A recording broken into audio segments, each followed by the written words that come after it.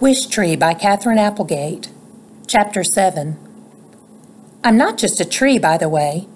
I'm a home, a community. Folks nest on my branches, burrow between my roots, lay eggs on my leaves. And then there are my hollows. Tree hollows, holes in a trunk or branch, are not uncommon, especially in trees like me who've been around a while.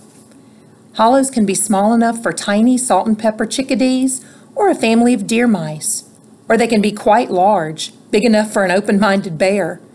Of course, I'm a city tree. We don't get a lot of bears around here, unless they're of the teddy variety.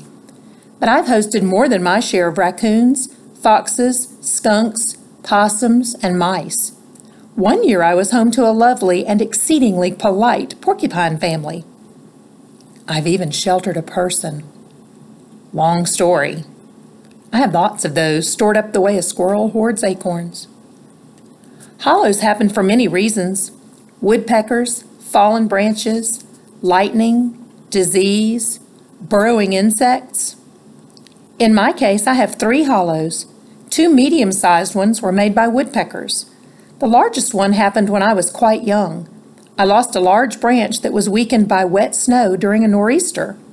It was a big wound, slow to heal, and my spring leafing that year was paltry, my fall color pale and frankly embarrassing.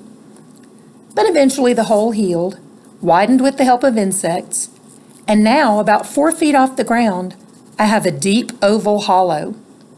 Hollows offer protection from the elements, a secure spot to sleep, and to stash your belongings. They're a safe place. Hollows are proof that something bad can become something good with enough time and care and hope. Being a home to others isn't always easy. Sometimes I feel like an apartment complex with too many residents who don't always get along. Still, we make it work. There's a lot of give and take in nature. Woodpeckers hammer at my trunk, but they also eat annoying pests. Grass cools the earth, but it also bickers with me over water. Every spring brings new residents, old friends, and more chances for compromise. This spring in particular has seen quite the baby boom. Currently, I am home to owl nestlings, baby possums, and tiny raccoons. I am also visited regularly by the skunk kits who live underneath the front porch of a nearby house. This is unprecedented. Never have I sheltered so many babies. It just doesn't happen. Animals like space. They like their own territory. Normally there would be arguing, perhaps even a stolen nest or a midnight battle. And certainly there have been some disagreements, but I've made it clear that eating your neighbors will not be allowed while I'm in charge. Me, I don't feel crowded at all having so much company.